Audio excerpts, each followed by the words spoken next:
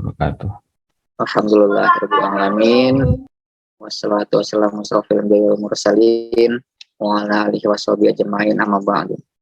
Pertama, mari kita sama-sama panjatkan puji dan puji syukur kita kehadirat Allah Subhanahu wa taala atas rahmat dan karunia-Nya kita masih diberikan nikmat iman, Islam, ihsan, terlebih lagi nikmat panjang umur, sehingga kita masih diberikan kesempatan untuk bisa mengikuti pengajian mingguan pada malam hari ini, yang insya Allah akan disampaikan oleh Ustadz Helmi Jatnika dengan tema Kitab Nashihul Ibad, Sabtu 4 September 2021 bertepatan dengan 27 Muharram 1443 Hijriah. Salawat serta salam juga semoga selalu tercurahkan kepada junjungan kita yang di Nabi Muhammad Sallallahu Alaihi Wasallam, pada keluarga, sahabat, dan insya Allah kita selaku umatnya. Baik, untuk mempersingkat waktu, langsung saja kita mulai sesi pertama, atau saya akan sampaikan oleh Ustadz Femi. Fadhil Ustadz. Assalamualaikum warahmatullahi wabarakatuh. Waalaikumsalam warahmatullahi wabarakatuh. Bismillahirrahmanirrahim. Alhamdulillahirabbil alamin. Assalatu wassalamu ala sayyidil mursalin habibina wa syafi'ina wa Muhammadin wa ala alihi wa sahbihi ajma'in. Subhanaka la ilma lana illa ma 'allamtana innaka antal alimul haula wala quwwata illa billahil aliyil azim, amma ba'du. Amin wal muhtaramat, para petinggi NRA yang sama-sama, para asatid, para bapak-bapak, ibu-ibu, jamaah pengajian mingguan NRA Group yang semoga mendapatkan rahmat dan ridho Allah Subhanahu wa taala. Alhamdulillah, pada malam hari ini Allah perkenankan kita semuanya untuk bisa silaturahmi melalui Zoom meeting ini. Semoga silaturahmi kita membawa kebaikan, membawa manfaat dalam kehidupan kita dunia dan akhirat. Salawat dan salam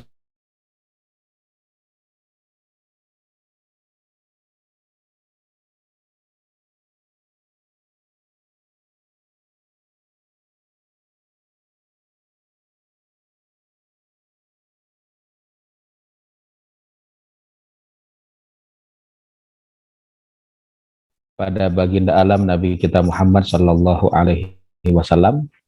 Semoga kita semuanya mendapatkan syafaatul uzma di hari kiamat nanti dan dikumpulkan bersama Rasulullah Sallallahu Alaihi Wasallam. Mohon maaf Bapak Ibu-Ibu, ini ada beberapa saat gangguan sinyal. Nah, baik, terlebih dahulu mari sama-sama kita bacakan Ummul Kitab Suratul Fatihah. Wabil khusus kita hadiahkan kepada pengarang kitab yang kita baca pada malam hari ini, yaitu Syekh Nawawi Al-Bantani. Semoga Allah Subhanahu wa taala menjadikan ilmunya manfaat untuk kita semuanya fid dini wad dunya wal akhirat. Yang kedua, kita mohon pada Allah semoga Allah Subhanahu wa taala angkat pandemi yang ada di negeri kita wabil khusus, dan Allah Subhanahu wa taala lindungi keluarga kita semuanya ala hadhihi niyah wa likulli niyatin shalihah wa ila hadratin Nabil Mustafa Rasulillah sallallahu alaihi wasallam. Al-Fatihah. A'udzu billahi minasyaitonir rajim. Bismillahirrahmanirrahim. Alhamdulillahirabbil alamin arrahmanir rahim maliki yaumiddin. Iyyaka na'budu wa iyyaka nasta'in. Ihdinas siratal mustaqim, siratal ladzina an'amta 'alaihim ghairil maghdubi 'alaihim waladdallin. Amin. Bismillahirrahmanirrahim. Qala al-muallifu rahimahullahu ta'ala wa adaman naf'a bihi wa bi barakati ulumihi fid dharaini amin ya rabbal alamin. Wal maqalatul khamisatu, maqalah yang kelima. An Aliyin radhiyallahu anhu karramallahu wajhah. Dari sahabat Ali bin Abi Thalib, semoga Allah memberikan keridhaan kepadanya dan semoga Allah muliakan wajah Sayyidina Ali bin Abi Thalib ini. Sayyidina Ali bin Abi Thalib ini adalah mantunya Rasulullah Shallallahu Alaihi Wasallam. Dari Sayyidina Ali inilah muncul keturunan Rasulullah Shallallahu Alaihi Wasallam sampai detik ini. Sayyidina Ali punya anak namanya Hasan, yang kedua adalah Husain. hasil pernikahannya dengan Fatimah Zahra, putri Rasulullah Shallallahu Alaihi Wasallam. Sayang seribu sayang, Hasan wafat. Wafatnya Hasan ini Imam Suyuti menjelaskan dalam kitab Tarikhul Khulafa, Sayyidina Hasan wafatnya diracun. Siapa yang meracun? Wallahu a'lam bishawab. Para alim ulama tidak berani memastikan siapa yang meracun. Walaupun ada indikasi-indikasi, ada dugaan-dugaan menuju ke seseorang, tapi para alim ulama tidak mau menebarkan fitnah. Yang kedua, Sayyidina Husain pun juga akhirnya wafat. Wafatnya di mana? Di Karbala, tepat tanggal 10 Muharram kemarin. Tatkala Sayyidina Husain bin Ali bin Abi Thalib sampai di Karbala, Sayyidina Husain bertanya kepada teman-temannya, ini tempat namanya apa? Anak buah Sayyidina Husain menjawab, ini tempat namanya Karbala. Maka Sayyidina Husain kemudian mengatakan, karbun wabalaun. Jadi Karbala ini adalah kalimat majemuk. Kata majemuk, mohon maaf, kata majemuk seperti matahari. Karbala ini terdiri dari dua kata. Karbun artinya sedih, wabalaun artinya musibah. Jadi Sayyidina Husain sudah merasa akan terjadi sesuatu yang menyedihkan di Karbala ini. 73 sahabat Rasulullah, 73 keluarga Rasulullah SAW dibantai, dan Allah Subhanahu wa taala alhamdulillah masih menyelamatkan 2 orang putra. Satu adalah putranya Sayyidina Hasan, yang kedua adalah putranya Sayyidina Husain. Putranya Sayyidina Husain yang selamat ketika itu namanya Ali Al-Ausat, yang kebetulan sedang sakit sehingga tidak ikut perang dan tidak terbantai. Ali Al-Ausat ini pada akhirnya tidak mau ikut masalah politik lagi. Dia sujud sama Allah, dia ahli ibadah, makanya mendapatkan gelar As-Sajjad. Bahkan orang menyebutnya Zainal Abidin, orang yang paling bagus ibadahnya.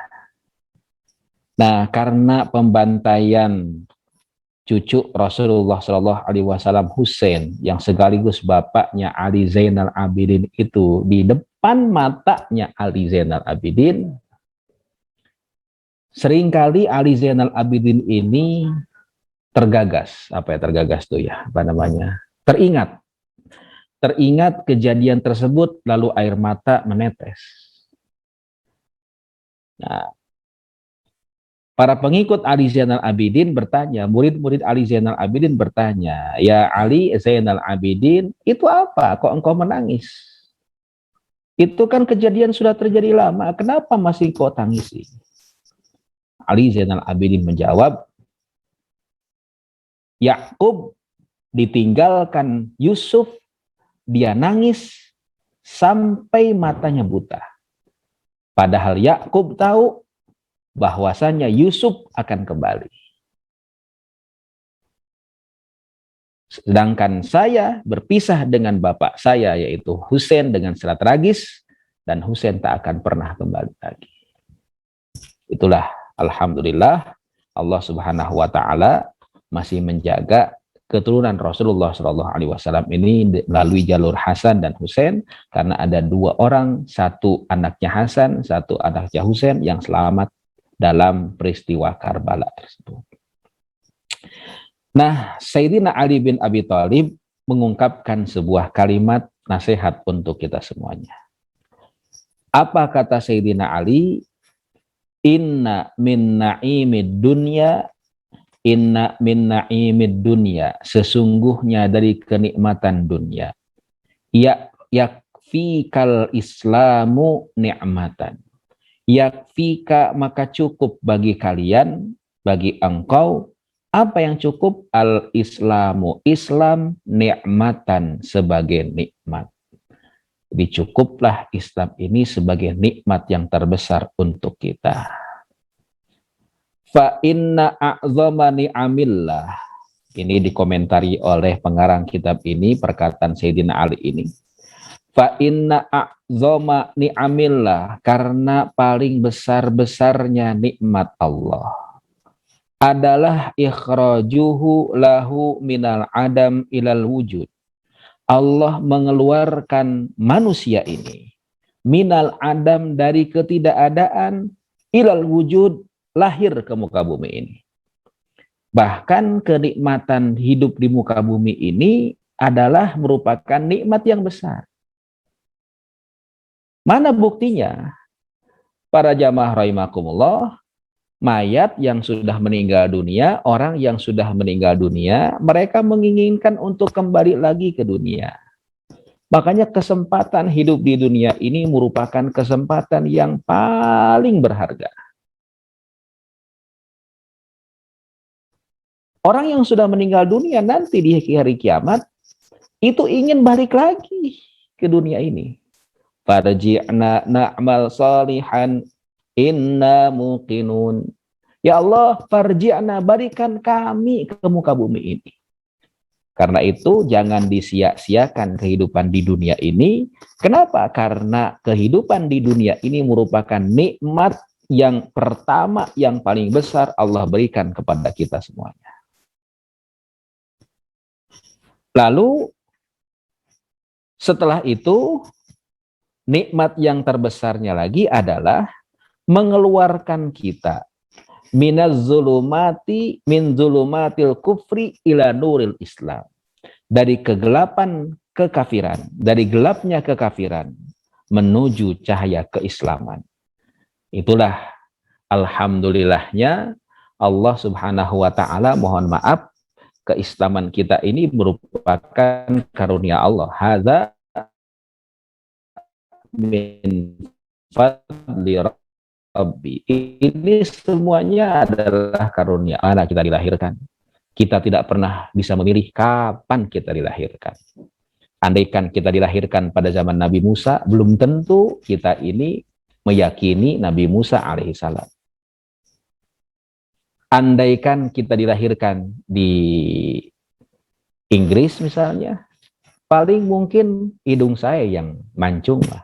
Belum tentu kita mendapatkan Islam. Karena itu, adanya Islam yang tertanam di dalam diri merupakan Allah, merupakan fadlun, kelebihan yang Allah berikan pada kita semuanya, yang kata Sayyidina Ali merupakan nikmat yang terbesar. Wa inna minasyugli, dan dari kesibukan. Jadi kalau sibuk itu, yakfi kata'atu syuglan, cukuplah ketaatan pada Allah menjadi sebuah kesibukan. Jangan disibukkan dengan apa-apa, tapi sibuklah untuk taat sama Allah Subhanahu wa taala. Mohon maaf, kadang-kadang untuk hobi dijalani. Ya, makanya hobi ini sebenarnya dari bahasa Arab, Mas Reza. Dari kata-kata hubbun, hobbi, kecintaanku. Jadilah bahasa Indonesia hobi. Tidak bahasa Arab hobi. Asalnya dari kata-kata hubbun. Hubbun itu cinta. Kecintaanku hobi itu. Kadang-kadang untuk hobi ternyata dibela-belain, tapi untuk ketaatan hanya sekedarnya. Masya Allah, tabarakallah, kata Imam Syafi'i, harusnya sibuk itu hanya untuk ibadah, hanya untuk taat, bukan yang lainnya. Kemudian, wa inna minal ibrati, cukuplah nasihat bagi kita, apa? Yakfi kal mautu ibratan. Cukuplah mati ini menjadi nasihat bagi kita semuanya. Jamaah rahimakumullah, di Indonesia ini ada prosesi pemakaman. Supaya sebenarnya prosesi pemakaman ini, agar yang hadir pada pemakaman tersebut bisa mengambil iktibar.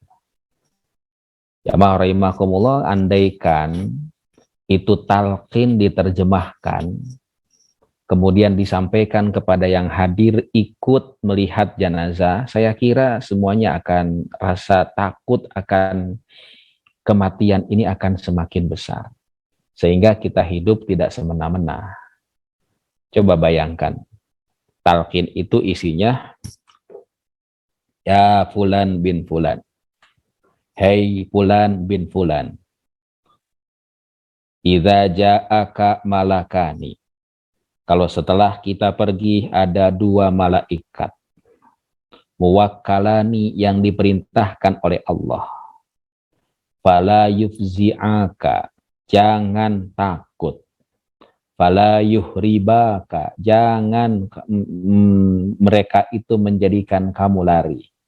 Fa innahuma khalqun min khalqillah. Karena keduanya sama juga sama kita, makhluk Allah juga. Wa idza sa'alaka, kalau kedua malaikat itu bertanya, man rabbuka, siapa Tuhan kamu? Wa man nabiyyuka, siapa nabimu? Wa ma imamuka, siapa imamu? Wa ma qiblatuka, apa kiblatmu? Wa man ikhwanuka, siapa saudaramu? Fakul, maka jawablah biqaulin fasih, dengan kata-kata yang fasih. Wa'tiqadin sahih, dengan i'tikad, dengan akidah yang benar. Rabbi Allah wa Muhammadun nabiyyi wal Qur'anu imami wal Ka'batu qiblati wal muslimuna wal muslimatu ikhwani. Tuhanku Allah, Muhammad nabiku, Quran imamku, Ka'bah kiblatku, dan muslimin muslimat adalah saudaraku. Sirtal an fi atbaqis sara baina asaqiril mauta. Wahai Fulan bin Fulan, sekarang engkau berada di tumpukan tanah baina asaqiril mauta, di antara orang-orang yang sudah mati. Mohon maaf, ini sebenarnya sebuah nasihat. Makanya dalam riwayat, kalau Abu Bakar Siddiq radhiyallahu anhu menangis itu kalau baca Quran. Setiap baca Quran, air matanya menetes. Makanya ketika Rasulullah menyuruh Abu Bakar Siddiq untuk jadi imam pengganti Rasulullah SAW, putri Abu Bakar yang merupakan ibunda kita Aisyah berkata, ya Rasulullah, inna Aba Bakrin rajulun raqiq. Abu Bakar itu hatinya lembut. Idza qara al-Quran, kalau dia membaca Al-Quran, ghalaba alaihil buka. Yang kedengaran bukan bacaan Quran ya, tapi isak tangisnya. Setiap baca Quran, air matanya menetes. Nah, Sayyidina Utsman itu yang menjadikan air matanya menetes itu adalah kalau lihat kuburan. Kalau lihat kuburan, nganterin orang yang meninggal dunia, Utsman selalu menangis. Para sahabat bertanya pada Utsman, Utsman kenapa? Engkau kok kalau lihat kuburan, ngelihat orang yang dikuburkan menangis? Dijawab oleh Utsman, innal qabra awwalu manzilin min manazilil akhirah. Kuburan itu pos pertama dari pos yang panjang menuju akhirat. Kalau pos ini aisar, pos ini mudah, fama ba'dahu aisar. Setelahnya akan gampang. Tapi kalau pos ini udah berat, maka langkah selanjutnya akan berat lagi. Makanya kenapa disunahkan untuk mengiringi jenazah? Jadi kalau orang meninggal dunia, sunnah kita ini bertakziah. Takziah itu sebaiknya kalau bisa ya menghadiri, menyolati sampai menguburkan. Bahkan pahalanya besar. Ya. Dapat qirat, 2 qirat. Ya kata Rasulullah SAW. Begitu para sahabat bertanya, wa mal qiratu ya Rasulullah, qiratu apa? Dijawab, mislu jabali Uhudin. Segede kira-kira gunung Uhud. Itu pahala orang yang mengantarkan jenazah sampai ke kuburan. Kalau bisa sampai ke kuburannya. Itu. Wal maqalatu sadisatu. Makalah yang keenam. An Abdullah ibni Mas'udin radhiyallahu anhu. Dari seorang sahabat yang bernama Abdullah ibnu Mas'ud, semoga Allah Subhanahu wa taala memberikan keridhaan pada sahabat Abdullah bin Mas'ud ini. Para mustami'in, para mustami'at, sahabat Abdullah bin Mas'ud ini salah satu penulis wahyu Rasulullah Shallallahu Alaihi Wasallam. Jadi ada beberapa penulis wahyu Rasulullah. Jadi kodifikasi ataupun pengumpulan Al-Quran menjadi satu buku itu dimulai sejak zaman Rasulullah Shallallahu Alaihi Wasallam. Setiap turun ayat Al-Quran, Rasulullah panggil para sahabat yang dipercaya untuk menulis Al-Quran. Salah satunya adalah Ibnu Mas'ud. Bahkan satu ketika Rasulullah SAW berkata pada Ibnu Mas'ud ini, "Ya Ibnu Mas'ud, iqra' alayya Al-Quran." Ibnu Mas'ud, coba dong baca Al-Quran. Ibnu Mas'ud bertanya, "Ya Rasulullah, kaifa aqra'u alaika wa ilaika nuzil?" Ya Rasulullah, harusnya engkau yang membacakan, bukan aku, karena Al-Quran ini turun kepada dirimu ya Rasulullah. Kemudian Rasulullah berkata, "Inni uhibbu ayaqra'a alayya al-Qur'ana ghairi." Aku suka kalau ada orang yang membaca Al-Quran didengarkan kepada aku. Nah, makanya disinilah kita sering di Indonesia ada istilahnya semaan Al-Quran. Semaan ini sebenarnya dari bahasa Arab, sima, menyimak. Menyimak itu bahasa Arab. Sami'a yasma'u sima'an. Ya, fi'il madinya sami'a, fi'il mudhari'nya yasma'u, masdarnya sima'an. Sima'an ternyata berubah jadi bahasa Indonesia jadi semaan. Berubah jadi bahasa Indonesia nyimak. Padahal mungkin orang Indonesia itu paling susah nyebut ain. Ya kan? Orang Jawa Tengah ain kadang-kadang jadi nga. Alhamdulillahi rabbil ngalamin. Nah, gitu kan. Makanya nyimak, simak gitu. Nah, siapa? Abdullah bin Mas'ud baca Quran, tiba-tiba Rasulullah SAW mengatakan hasbukal an, hasbukal an, hasbukal an. Cukup Ibnu Mas'ud, cukup Ibnu Mas'ud. Ibnu Mas'ud berhenti, begitu melihat Rasulullah, tiba-tiba mata Rasulullah tadrifani. Apa tadrifani itu? Mengeluarkan air mata. Itu ketika membaca ayat di surat An-Nisa.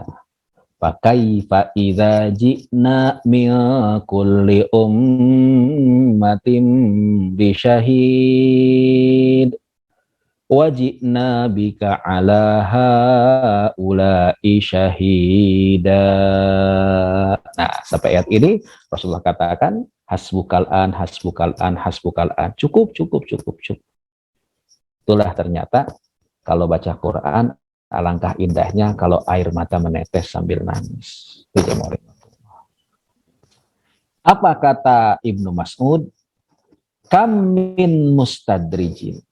Berapa banyak orang mendapatkan istidraj. Istidraj itu apa? Ay ma'khudun qalilan qalilan bin ni'mati bi iksariha. Jadi nikmatnya diberikan banyak, padahal dia tidak pernah ibadah. Tapi nikmatnya banyak. Ini hati-hati, bisa jadi ini adalah istidraj. Dibanyakin, padahal ibadahnya makin berkurang. Wa kam min maftunin ay mumtahanin bil bala'i. Berapa banyak orang yang terfitnah, diuji dengan bala, dengan wabah, dengan apa namanya, dengan bencana. Bencananya ini ternyata bukan gunung meletus, bukan banjir, tapi bisanai dengan apa namanya? Dengan pujian-pujian. Dipuji, hebat, dipuji.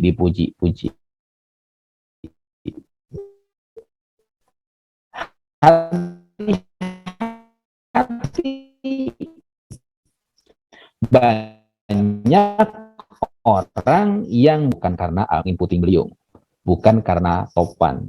Ketika topan datang, dia pegang erat-erat pohon, kuat ya. Ketika angin puting beliung datang, dia pegang peluk erat pohon tersebut, dia nggak kemana-mana. Tapi begitu datang angin sepoi-sepoi itu menimpa badan si monyet terkantuk, akhirnya jatuh. Makanya hati-hati, kata Abdullah bin Mas'ud, dengan ujian dalam bentuk pujian-pujian. Wa kam min maghrurin, dan berapa banyak orang yang tertipu bisatri, tertipu disangkanya dia tenang di dunia ini dan lupa akan akhirat karena Allah masih tutupi aibnya. Bisatri ai bisatrillahi uyubahu alaihi, karena Allah masih menutupi aibnya. Nah, kira-kira nih sama-sama kita introspeksi diri, kenikmatan yang kita dapatkan sekarang, apakah nikmat karunia Allah, apakah istidraj? Kalau karunia Allah akan menjadikan kita istiqomah. Kalau istidraj akan semakin sombong, akan merasa hebat dan yang lainnya. Kita introspeksi, ya rahimakumullah, ya makanya cara untuk meninggalkan dunia ini dua, kata para alim ulama, kata ahli sufi. Satu, ikhla'ul batni, mengurangi isi perut. Dua, mengurangi pujian dari orang. Itu cara untuk meninggalkan dunia. Ya, itu jamaah. Kalau masih banyak mencari apa yang isi perut, masih senang dipuji-puji orang, berarti masih hubud dunia. Ya, Masya Allah. Semoga Allah bimbing kita untuk bisa memiliki dunia tapi tidak dimiliki oleh dunia. Yang terakhir, wal maqalatus sabi'atu, makalah yang ketujuh, an Dawud an-Nabiyyi alaihi salam, dari Nabi Dawud alaihi salam. Para mustami'in, para mustami'at, Nabi Daud ini adalah nabi terbesar orang Yahudi. Jadi mohon maaf, kalau orang Nasrani, nabi terakhirnya adalah Isa alaihissalam. Nah, orang Yahudi, nabi terakhirnya adalah Nabi Daud. Makanya nabi-nabi setelah Nabi Daud itu dibunuh oleh orang Yahudi. Nabi Yahya dibunuh. Bahkan Nabi Yahya ini, jamaah rahimakumullah, adalah nabi yang paling muda. Dalam beberapa riwayat dikatakan Nabi Yahya ini meninggal dalam usia 21 tahun. Sangat muda. Kenapa dibunuh oleh orang Yahudi? Nabi Zakaria dibunuh oleh orang Yahudi. Bahkan maaf, Nabi Isa pun juga dicoba untuk dibunuh oleh orang Yahudi yang bekerja sama, yang berkonspirasi dengan orang-orang Romawi yang saat itu kelompok Romawi ini pagan. Pagan ini penyembah Tuhan yang banyak. Tapi Allah selamatkan, inni mutawafika wa rafi'uka ila sama. Allah angkat ke langit. Nah, makanya mohon maaf kalau kita melihat bendera Israel. Israel ini nama lain dari Yakub alaihissalam. Kita lihat bahwa benderanya itu adalah bintang David. Nah, kalau Islam mengakui Nabi Daud, mengakui Nabi Isa, ditutup oleh Nabi Muhammad Shallallahu Alaihi Wasallam. Makanya Islam ini berada di tengah. Sehingga Allah katakan, wa kadzalika ja'alnakum ummatan wasata. Allah jadikan Islam ini sebagai jalan yang di tengah. Bukan ekstrem kanan yaitu Yahudi, Yang kata Al-Quran maghdub, orang yang dimarahi, bukan juga orang dolin, Nasrani, ya rahimahullah. Ya. Kalau konteks sekarang, wasato ini adalah berada di tengah-tengah antara kapitalisme dan sosialisme. Islam bukan ke kiri-kirian atau sosialisme, bukan juga ke kanan-kananan yaitu kapitalisme, tapi Islam ada di tengah. Coba kita lihat. Dalam teori ekonomi sosialis, tidak diakui adanya kepemilikan pribadi. Kepemilikan pribadi dihapus. Semuanya milik negara dan dibagi rata, dibagi rasa. Itu kalau kita melihat ekonomi sosialis. Ekonomi kapitalis, mohon maaf, absolut kepemilikan pribadi. Tapi Islam di satu sisi mengakui kepemilikan pribadi. Tapi maaf, ada nilai sosialnya. Wa fi amwalikum haqqun lis-sa'ili wal mahrum. Harta yang dimiliki diakui kepemilikan pribadinya. Tapi ingat, di situ ada bagian yang harus dikeluarkan. Bukan hak kita. Jadi mengeluarkan zakat itu mohon maaf. Karena memang mengeluarkan yang bukan hak kita. Hak mereka yang dititipkan ke kita. Makanya jamaah rahimakumullah, zakat ini menjadi wajib.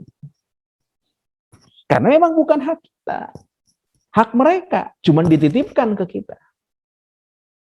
Itu pantas Sayyidina Abu Bakar Siddiq memerangi orang yang tidak mau bayar zakat. Itu para jamaah rahimakumullah, ya di tengah-tengahnya tuh di situ. Qala, Nabi Daud berkata, "Uhiya fiz Zabur," diwahyukan di kitab Zabur. Hakun alal aqili, wajib bagi orang yang berakal. Tentu kita termasuk orang yang berakal.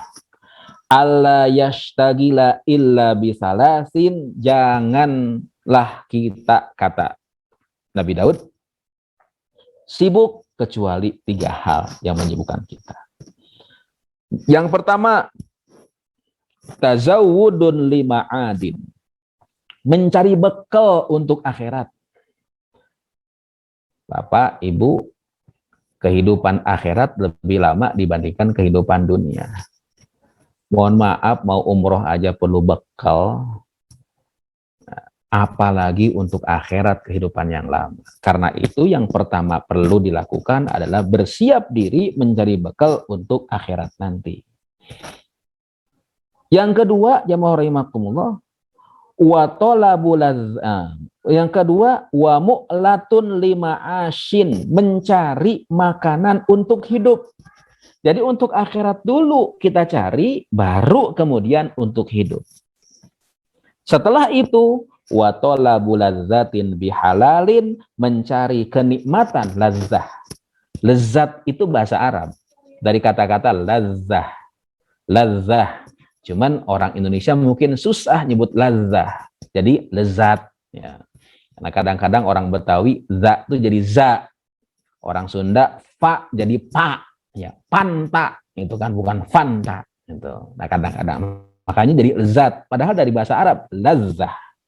Yang ketiga, tolabul lazzah bihalalin, mencari kenikmatan dengan cara yang halal.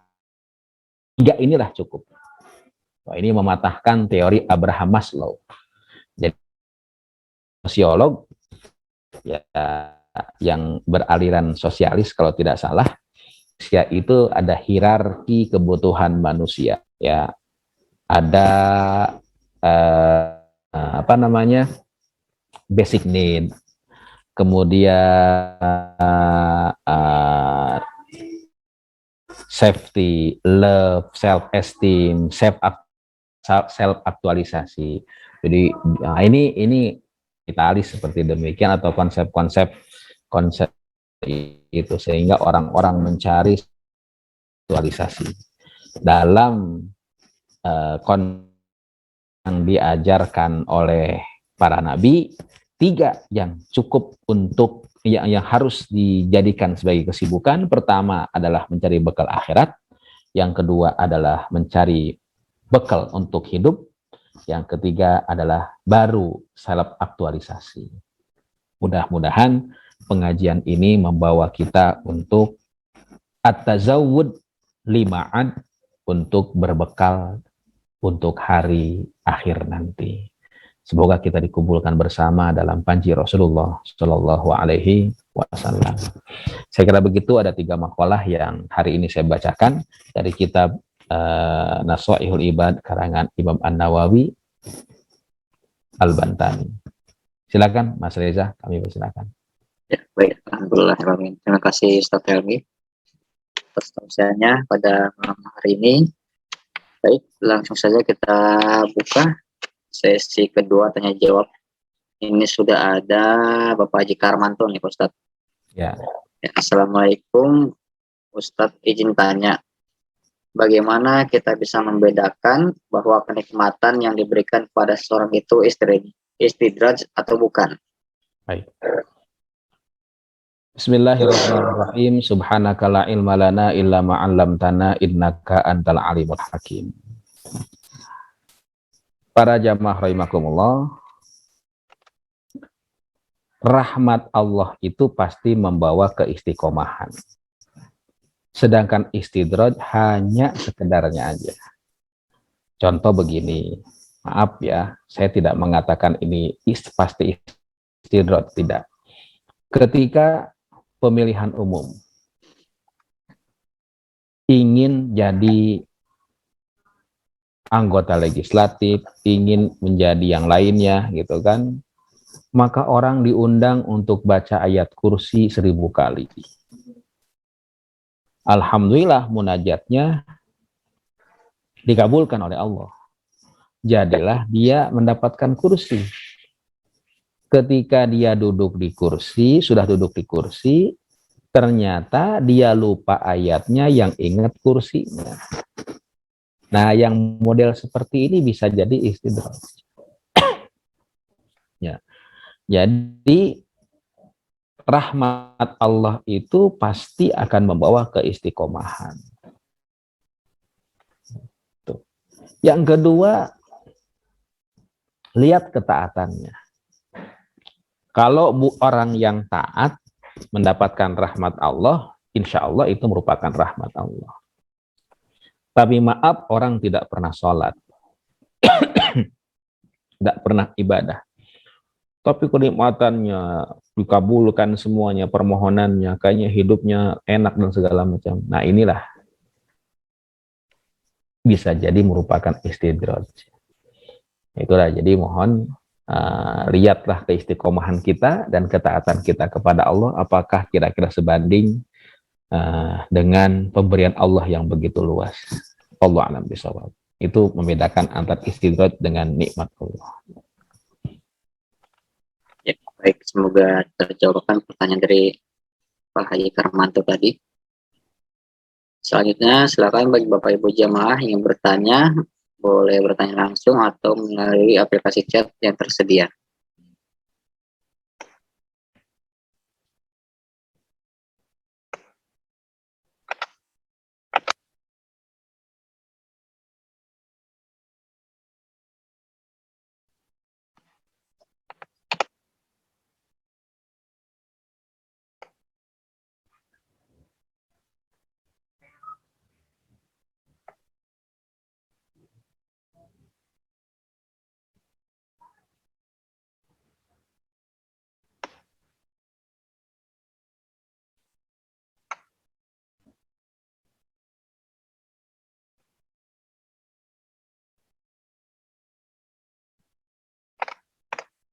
Ada dari Ibu Ines ya. Ya. Baik, Assalamualaikum Pak Ustadz. Mau tanya, sakit kan katanya penghapus dosa. Maksudnya itu bagaimana Pak Ustadz? Bismillahirrahmanirrahim. Subhanaka la ilma lana illa ma 'allamtana innaka antal alimul hakim. Dalam satu keterangan, ketika seseorang sakit, maka Allah mencabut 3 hal. Yang pertama dicabut itu adalah kenikmatan makanan. orang sakit itu makan apapun juga nggak enak, ya kan Mas Reza? Gitu kan? Yang kedua yang dicabut oleh Allah adalah nura wajhihi, cahaya dari mukanya. Orang sakit kuyu, ya, kuyu dan yang lainnya. Ya. Yang ketiga adalah dosa-dosanya. Jadi orang sakit itu dicabut dosanya oleh Allah Subhanahu wa taala. Begitu sembuh, Allah kembalikan. Yang dikembalikan pertama kenikmatan makan. Ya, jadi makanya biasanya kalau orang baru sembuh dari penyakit, makan apa aja. Yang kedua, cahayanya dikembalikan kembali, mulai bersinar lagi cahaya. Tapi yang ketiga, dosanya Allah nggak kembalikan lagi. Jadi beruntunglah orang yang sakit, yang sabar menghadapi penyakitnya. Insya Allah itulah cara Allah mengurangi dosa kita, mengampuni dosa kita. Alhamdulillahirabbil alamin. Tuh, ya. Yang ketiga, ini ada pertanyaan. Bagaimana cara agar kesibukan kerja dan aktivitas sehari-hari sekaligus menjadi sarana kita untuk mengumpulkan bekal akhir? Jamaah rahimakumullah, ada sebuah kaidah usuliyah yang merupakan kaidah pertama dari 40 kaidah. Kaidah pertama ini mengatakan al-umuru bimaqasidiha. Segala urusan itu tergantung niatnya. Ya, tergantung niatnya. Bahkan ada sebuah, saya tidak yakin ini hadis ataupun dari Rasulullah. Ya, bisa jadi ini merupakan khabar. Kam min amalid dunya, berapa banyak perbuatan yang dalam pandangan kita adalah pekerjaan dunia. Tapi summa yasiru bisurati amalil akhirah. Tapi kemudian berubah menjadi bentuk perbuatan akhirat untuk bekal akhirat. Bihusnin niyah, karena baiknya niat. Wa kam min amalin yatasawwaru bisuratil akhirah. Berapa banyak yang kelihatannya ini perbuatan akhirat. Summa yasiru bisurati dunya, tapi berubah ternyata menjadi perbuatan dunia. Bisu inniyah, karena niatnya yang salah. Karena itu ketika saudara-saudaraku, para mustam'in, para mustamiat bekerja, niatlah. Yang pertama, niat memberikan nafkah, karena nafkah ini wajib hukumnya. Al-Quran katakan, wa 'alal mauludi lahu rizquhunna wa kiswatuhunna bil ma'ruf. Jadi insya Allah dengan niat memberikan nafkah, ini nilai kerja yang kita laksanakan insya Allah menjadi aktivitas akhirat yang insya Allah kita akan jadikan bekal sebagai bagian dari akhirat. Jadi orientasinya harus berubah, orientasi atau niatnya yang harus kita rubah. Niatnya bukan mencari uang, bukan mencari kekayaan, tapi adalah untuk Allah Subhanahu wa taala. Karena itu harus ada bukti. Buktinya apa? Buktinya adalah, adakah kalimat syukur yang keluar dari orang yang mendapatkan kenikmatan karena hasil perbuatan kita? Itu indikasinya. Wallahu a'lam bishawab. Ya, baik. Alhamdulillah.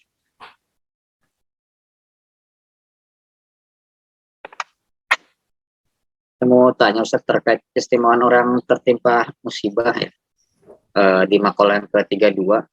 Itu yang seperti apa sih Pak Ustaz, yang ciri-cirinya itu yang disebutkan dalam makalah ke-32 tersebut, bahwa pahalanya itu seperti penuhnya tanpa hitungan, kemudian banyak orang berharap justru yang memperoleh kedudukan seperti mereka gitu, yang terkena musibah seperti apa ya? Ya. Bismillahirrahmanirrahim. Subhanaka la ilma lana illa ma 'allamtana innaka antal alimul hakim. Sebenarnya Allah itu maha pemurah untuk memberikan surganya kepada hamba-hambanya. Dengan adanya musibah ini dan orang bisa bersabar, maka nilai pahalanya tidak akan pernah dihitung lagi. Kata Al-Quran, innama yuwaffas sabiruna ajrahum bighairi hisab. Orang yang sabar itu sabar dalam menghadapi musibah wabil khusus, nilai pahalanya itu tidak ada perhitungannya di hadapan Allah. Jadi terserah Allah mau ngasihnya. Nah, karena terserah Allah mau memberikannya, ya maka surga akan lebih gampang kita dapatkan dengan sabar ini. Jadi kalau kita susah masuk sabar lewat pintu sodako, berat masuk surga lewat pintu misalnya arroyan, puasa, susah masuk surga lewat pintu jihad, gampang masuklah surga lewat pintu sabar dengan musibah yang nimpa kita semuanya. Itulah ternyata, karena kan pintu surga itu kan macam-macam. Ya, silahkan pilih mau masuk pintu mana. Mau masuk pintu sholat, mau pintu sodakoh, mau pintu jihad. Nah, kalau susah untuk pintu-pintu yang lain, ada satu pintu yang sebenarnya gampang, yaitu pintu sabar. Masuklah dari pintu sabar tersebut dengan musibah yang menimpa kita semuanya. Wallahu a'lam bishawab. Terima kasih penjelasannya Pak Ustadz.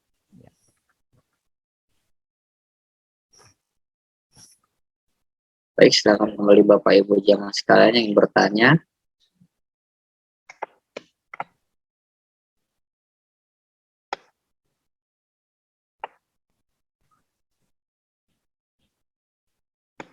Baik, saya kira cukup Mas Reza. Ada lagi? Nah, ini. Ada dari sosial media Facebook ya, akunnya Hamzah. Bagaimana saya menjadikan keinginan kuatku adalah mendapatkan keridhaan Allah, tidak berpaling terhadap apa yang dikatakan orang, dan kitab-kitab apa yang dapat membantu akan hal ini, Pak Ustadz. Nah, baik. Bismillahirrahmanirrahim. Subhanaka la ilma lana illa ma 'allamtana innaka antal alimul hakim. Imam Asy-Syafi'i radhiyallahu anhu mengatakan, ridhon nasi ghayatun la tudrak. Ridhonya manusia merupakan sebuah jurang yang tak akan pernah ada dasarnya, yang tak berdasar. Jadi kalau seandainya kita ingin mendapatkan keridhaan dari seluruh manusia, maka jangan harap kita akan bisa mendapatkannya. Karena itu, carilah orientasi ridho yang paling gampang. Yang satu, yaitu Allah. Kalau mencari ridho Allah itu lebih gampang dibandingkan dengan mencari ridho manusia. Karena itu, mohon maaf, kadang-kadang orang disibukkan mencari keridhaan manusia. Bahkan dalam teori psikologi ada yang dinamakan dengan management of impression. Orang ini kadang-kadang memanage impresi orang lain terhadap dia. Agar supaya dia dikatakan kaya, maka dia pakai pakaian seperti orang kaya. Pakai mobil seperti orang kaya. Kenapa? Agar orang punya kesan bahwa dia orang kaya.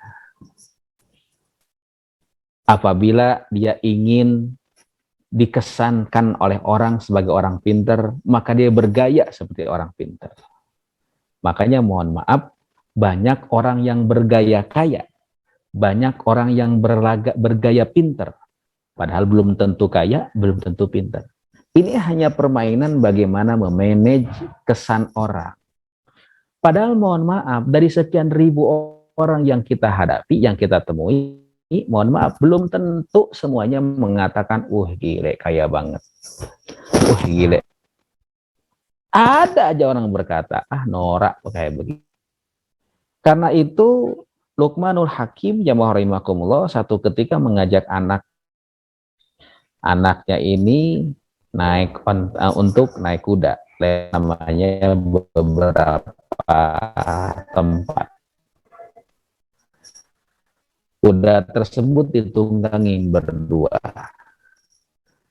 Begitu ditunggangin berdua, yang ngomong ya, itu kasihan banget tuh kuda ditunggangin berdua ya, badannya gede-gede lagi, kudanya kecil.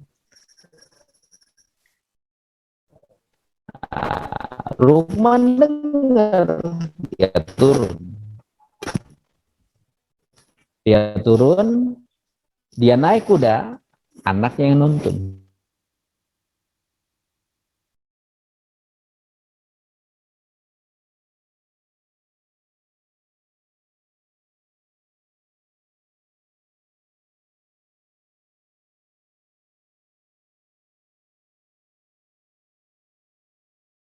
Ya.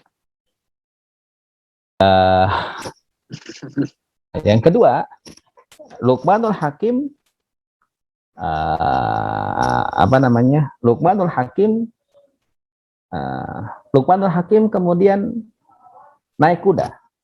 Anaknya naik kuda. Luqman nuntun kuda. Apa kata orang kampung? Kata orang kampung, itu anak tidak berbakti tuh. Disuruh nuntun kuda, dianya enak-enakan di atas.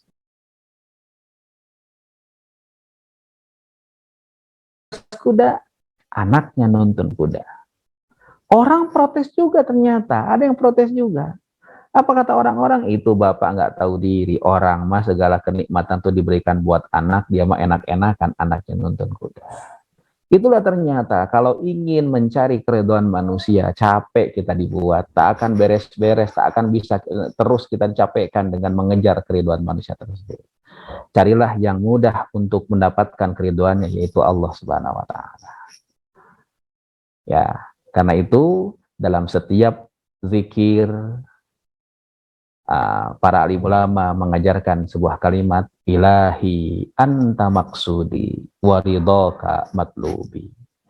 Ilahi, wahai Tuhanku, anta maksudi, engkau tujuan kami, waridhoka matlubi, dan keridhoanmu yang saya cari, bukan keridhoan yang lain.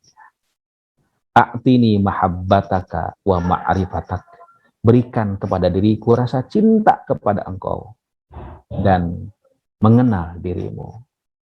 Wallahu a'lam bishawab.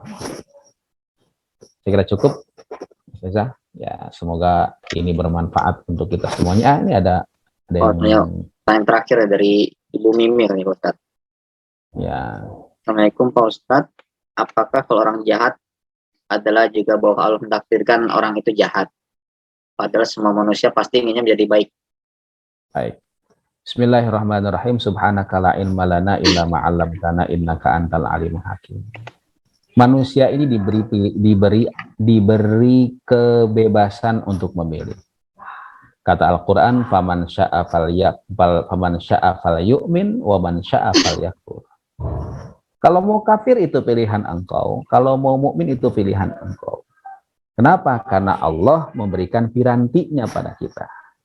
Satu, Allah berikan piranti indrawi. Ya, mohon maaf, yang kurang enak, bau yang kurang sedap pasti kita akan jauhi. Kenapa? Sebabnya indera kita sudah bisa mengidentifikasi ini baik, ini enggak baik. Kalau indrawi tidak bisa tidak bisa mengidentifikasi, Allah masih berikan alat identifikasi kedua. Alat aja apa? Logika, akal. Nah, kalau akal pun juga masih ragu-ragu, maka Allah berikan yang ketiga, hati nurani. Hati nurani ini, mohon maaf, ini merupakan hal yang paling esensial dalam diri. Nah, karena itu mohon maaf, takdir itu kalau sudah kejadian, sebelum proses kejadian tersebut, Allah masih berikan kebebasan kita untuk memilih. Karena itu mohon maaf, kalau takdir Allah hanya sekedar menyalahkan takdir, nanti di akhirat kita protes sama Allah. Ya Allah, saya jahat ini bukan karena saya, engkau yang takdirkan saya jahat. Kan bisa protes begitu.